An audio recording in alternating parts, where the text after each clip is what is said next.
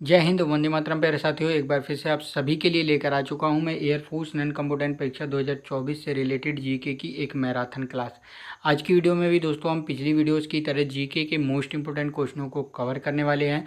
और दोस्तों आप सभी का एग्ज़ाम 14 तारीख से स्टार्ट है और सभी बच्चों का एडमिट कार्ड भी आ चुका है। एक आध बच्चों का एडमिट कार्ड रह गया है जिन लोगों ने देरी से फॉर्म को फिल किया था। बिल्कुल सिलेक्शन की तैयारी लेकर हम दोस्तों चल रहे हैं और महत्वपूर्ण क्वेश्चनों को डेली की तरह हम दोस्तों आज भी कवर करने वाले हैं। बिल्कुल परीक्षा वाले क्वेश्चन लेके आया हूँ, तो वीडियो में लास्ट तक जरूर से बने रहिएगा। रोज़ सुबह 8 बजे मेरी वीडियो आपको देखने को मिल जाती है चैनल पर। तो चैनल को सब्सक्राइब नहीं करे हैं तो जल्दी से चैनल को सब्सक्राइब कर लीजिएगा, नोटिफिकेशन बेल को ऑल पर सेट कर लीजिएगा, जिससे दोस्तों एयरफोर्स से रिलेटेड कोई भी वीडियो आए तो सबसे पहले आपको नोटिफिकेशन मिल जाए। वीडियो मेरी अच्छी लगे तो वीडियो को लाइक जरूर से कर दीजिएगा, अपने दोस्तों में शेयर भी कर दीजिएगा। तो चलिए आज के वीडियो की शुरुआत करता हूँ बिना किसी देरी के।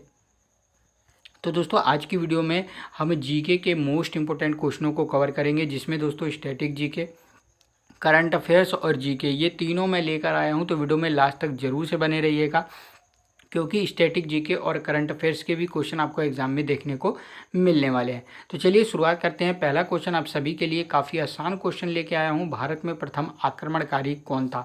और कई बार दोस्तों इसका आंसर भी मैं आप सभी को बता चुका हूं। भारत में प्रथम आक्रमणकारी कौन था? ऑप्शन है महमूद गजनवी, मोहम्मद बिन कासिम, मोहम्मद गौरी या फिर कुतुबुद्दीन ऐबक। कौन सा ऑप्शन राइट हो जाता है? तो दोस्तों इसका आंसर काफ़ी बार आप सभी को मैं बता चुका हूं कि भारत में प्रथम आक्रमणकारी कौन था। तो मोहम्मद बिन कासिम भारत में प्रथम आक्रमणकारी के रूप में जाना जाता है। 712 ईस्वी में दोस्तों इसने आक्रमण किया था भारत पर। ठीक है, चलिए नेक्स्ट क्वेश्चन की तरफ बढ़ेंगे। क्वेश्चन नंबर सेकंड है दोस्तों, पुरी में स्थित कोणार्क के विशाल सूर्य देव के मंदिर के निर्माता कौन थे?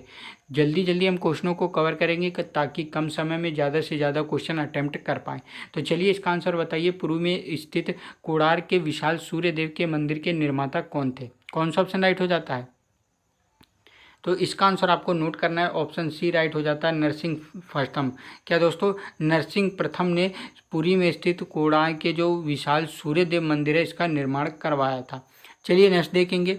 अगला क्वेश्चन है दोस्तों आप सभी का, वह प्रथम भारतीय शासक कौन था जिसने तुर्क आक्रांता मोहम्मद गौरी का सामना किया और जिसने मोहम्मद गौरी को पराजित भी किया? कौन सा ऑप्शन राइट हो जाता है? तो इसका आंसर नोट करिएगा दोस्तों, ऑप्शन बी हो जाता है, भीम सेकंड। भीम सेकंड का सामना मोहम्मद गौरी से हुआ था और इसने दोस्तों क्या किया था? मोहम्मद गौरी को हराया था। आपको कमेंट करके बताना है कि किस युद्ध में मोहम्मद गौरी को इसने हराया था। चलिए नेक्स्ट देखेंगे। क्वेश्चन नंबर आपका 4 है, चंदावर का युद्ध 1194 में किसके मध्य में हुआ था? काफ़ी इंपॉर्टेंट क्वेश्चन है और ये क्वेश्चन एग्जाम में देखे जाते हैं। यदि मैं बात करूं कि चंदावर का युद्ध कब हुआ था, तो 1194 ईस्वी में हुआ था, लेकिन किसके बीच में हुआ था? तो ऑप्शन आपका ए राइट हो जाएगा, जयचंद और मोहम्मद गौरी के बीच में दोस्तों ये युद्ध हुआ था।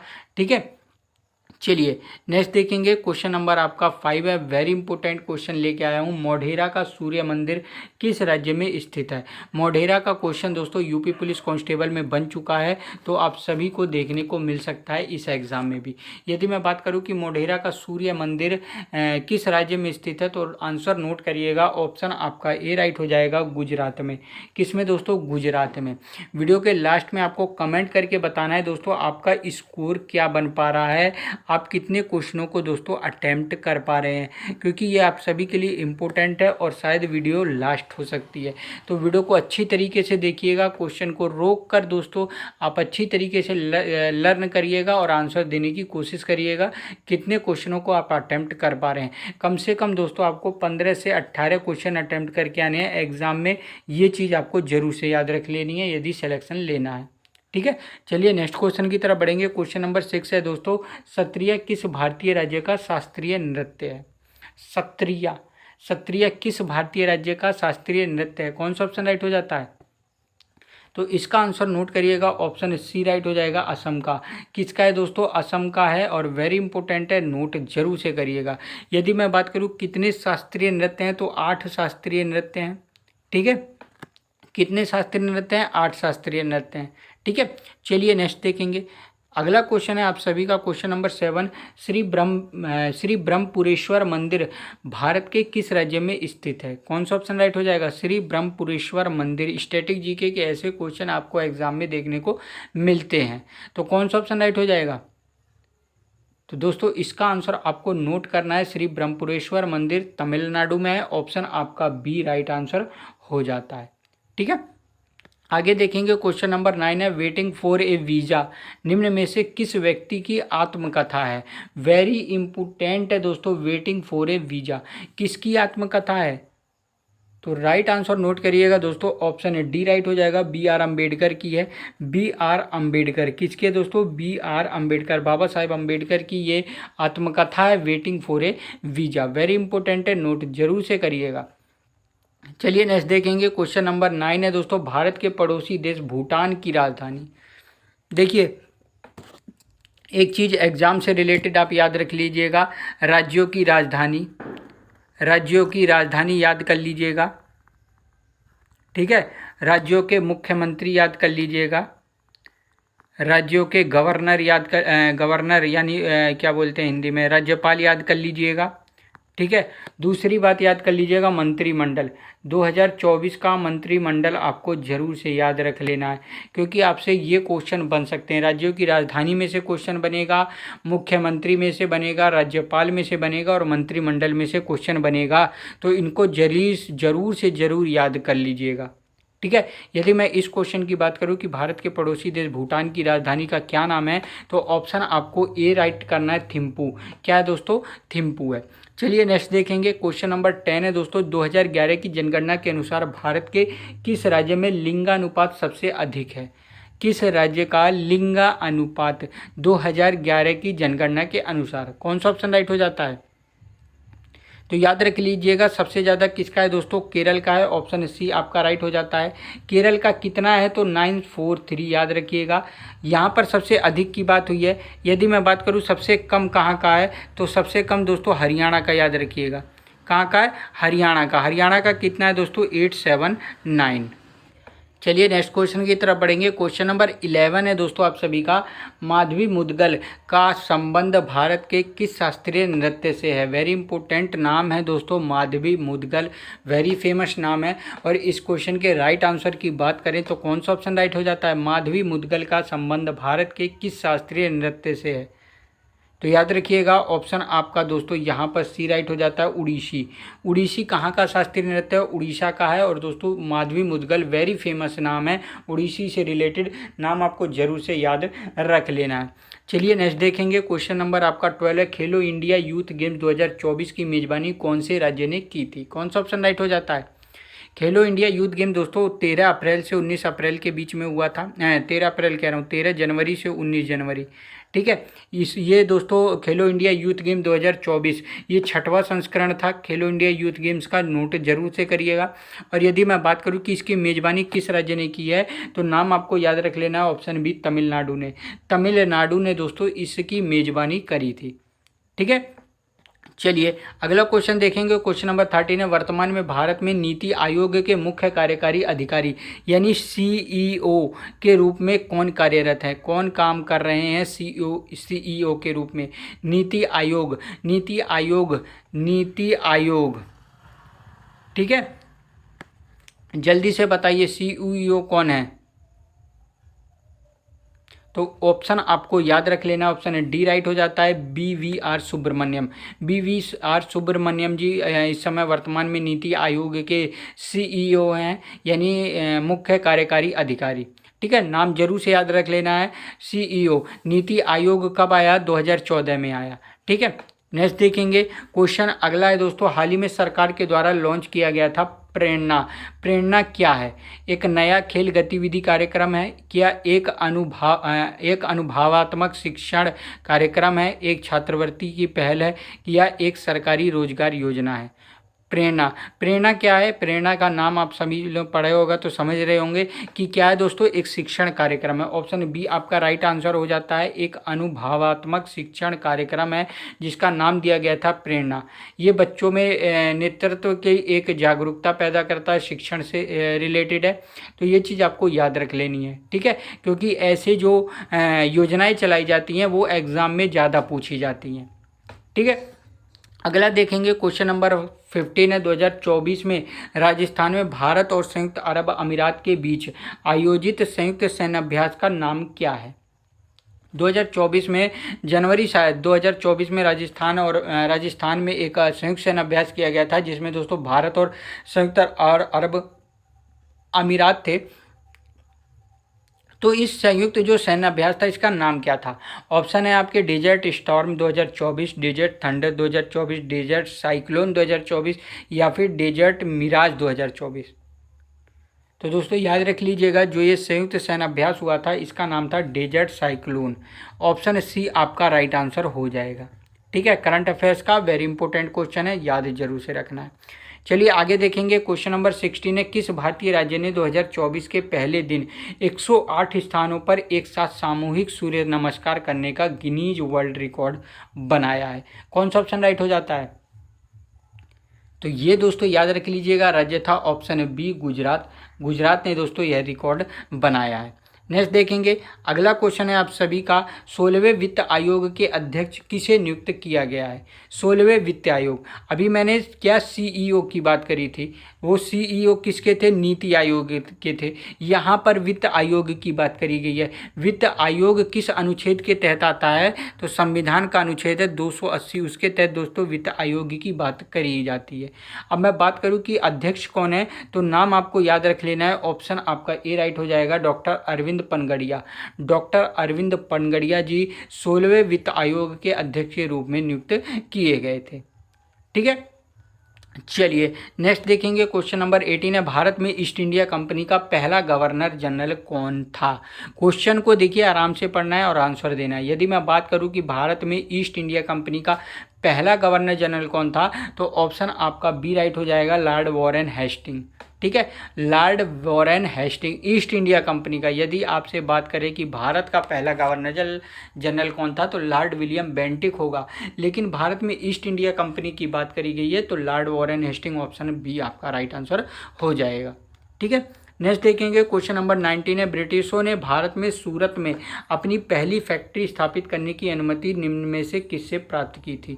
कौन सा शासक था? मुगल शासक था। राइट आंसर हो जाता है ऑप्शन ए दोस्तों, जहांगीर था। कौन था? जहांगीर। जहांगीर से दोस्तों यह अनुमति ली थी, उस समय जहांगीर का शासनकाल चल रहा था, ठीक है।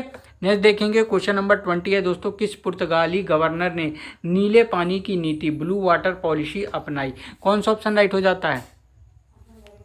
तो ऑप्शन आपको याद रख लेना है, फ्रांसिस्को द अल्मीडा। कौन था? फ्रांसिस्को द अल्मीडा, ठीक है। ऑप्शन सी आपका राइट आंसर हो जाएगा। देखिए, जो ये नीले पानी की नीति यानी ब्लू वाटर पॉलिसी लाई गई थी, ये जो ब्रिटिश सरकार को हिंद महासागर और प्रशांत महासागर में मजबूत स्थिति बनाने के लिए लाई गई थी, ठीक है, ताकि जो ब्रिटिश सरकार है उसकी जो हिंद महासागर है और आपका प्रशांत महासागर है, इसके अंदर जो मजबूत हो सके व्यापार के लिए। और इसीलिए दोस्तों यह ब्लू वाटर पॉलिसी किसके द्वारा? फ्रांसिस्को द अल्मीडा के द्वारा लाई गई थी, ठीक है। नेक्स्ट देखेंगे, क्वेश्चन नंबर 21 है। निम्न में से किस राज्य में गोंचा महोत्सव मनाया जाता है? वेरी इंपॉर्टेंट है, स्टैटिक जीके का क्वेश्चन है। और राइट आंसर की बात करूँ तो ऑप्शन आपको नोट करना है बी, छत्तीसगढ़। छत्तीसगढ़ के द्वारा दोस्तों ये गोंचा महोत्सव मनाया जाता है।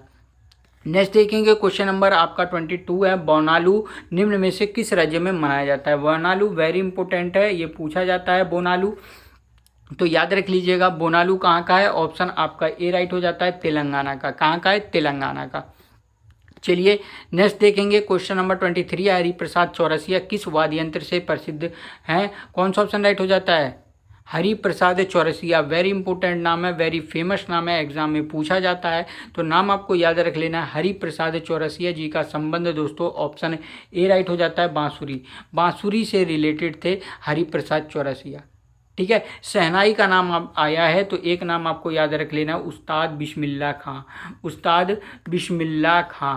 उस्ताद बिस्मिल्लाह खां ने जब देश हमारा आज़ाद हुआ था 1947 में, तो भी इन्होंने दोस्तों लाल किले पर शहनाई बजाई थी। एग्ज़ाम में पूछा जाता है कि देश के आज़ाद होने पर 1947 में लाल किले पर शहनाई किसने बजाई थी, तो उस्ताद बिस्मिल्लाह खां का नाम आपको याद रख लेना है। ठीक है। नेक्स्ट देखेंगे क्वेश्चन नंबर 24 है, पंथी नृत्य शैली का संबंध भारत के किस राज्य से है। पंथी नृत्य शैली, और राइट आंसर आपको याद रख लेना है दोस्तों, ये भी छत्तीसगढ़ हो जाता है। ऑप्शन बी आपका राइट आंसर हो जाएगा। नेक्स्ट देखेंगे क्वेश्चन नंबर 25 है, निम्नलिखित भारतीय नर्तकियों में से कौन भारतीय इतिहास की पहली महिला थी जिसे राज्यसभा के सदस्य के रूप में नामित किया गया था। तो देखिए नर्तकी, इसमें दोस्तों आपका ऑप्शन आसानी से आप चूज़ कर सकते हैं। ऑप्शन ए राइट हो जाता है, रुक्मणी देवी अरंडेल। ये दोस्तों एक ऐसी नर्तकी थी जिन्हें राज्यसभा के सदस्य के रूप में अभी हाल ही में नामित किया गया था।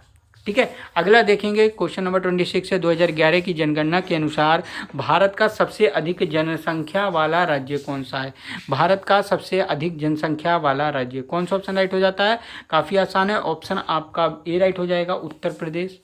ठीक है। उत्तर प्रदेश सबसे अधिक जनसंख्या वाला है। और सबसे कम का कौन सा है दोस्तों, सिक्किम। सबसे कम का कौन सा है, सिक्किम। नोट जरूर से करिएगा। ठीक है। अगला क्वेश्चन देखेंगे क्वेश्चन नंबर 27 है, चपचार कूट उत्सव किस राज्य में मनाया जाता है। चपचार वेरी फेमस है और नाम आपको याद रख लेना है।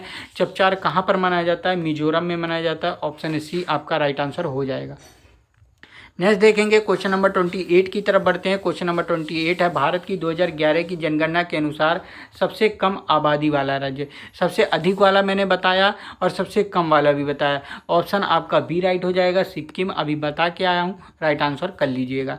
नेक्स्ट देखेंगे क्वेश्चन नंबर 29 है, निम्न में से कौन सी भारतीय मार्शल आर्ट है जिसकी उत्पत्ति आधुनिक केरल में हुई थी।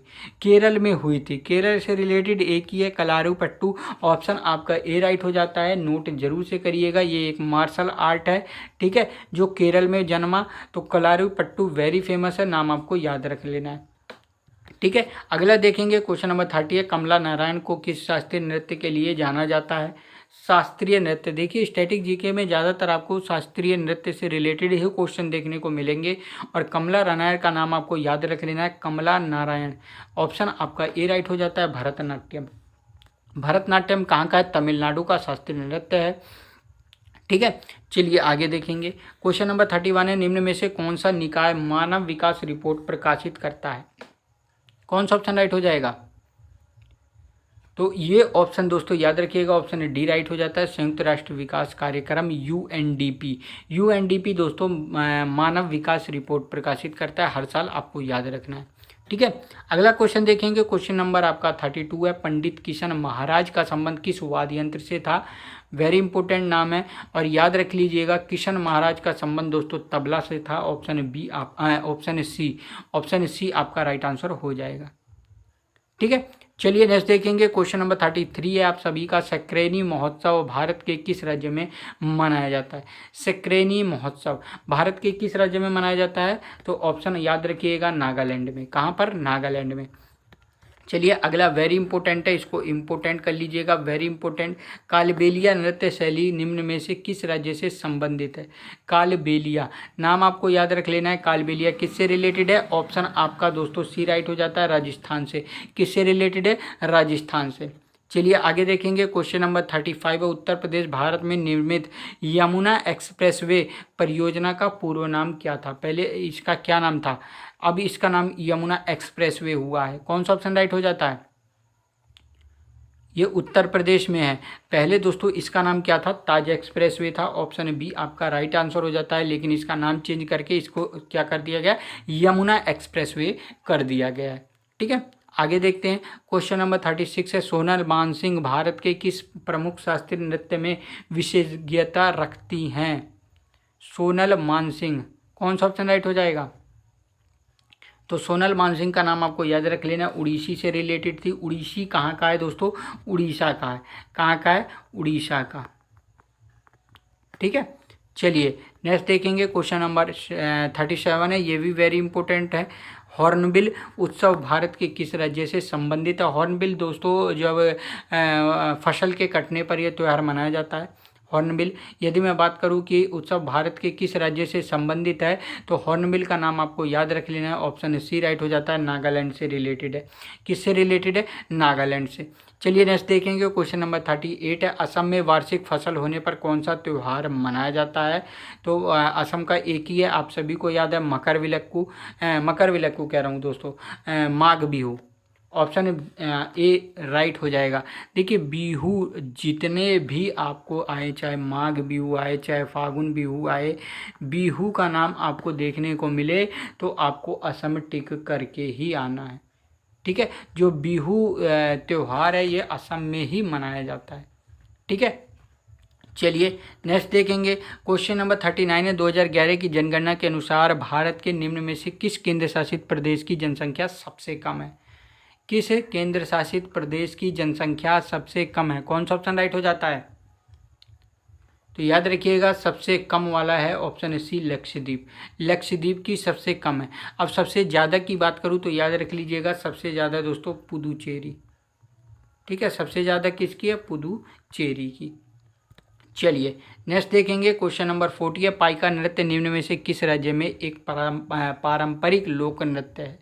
पाइका, कौन सा ऑप्शन राइट हो जाता है?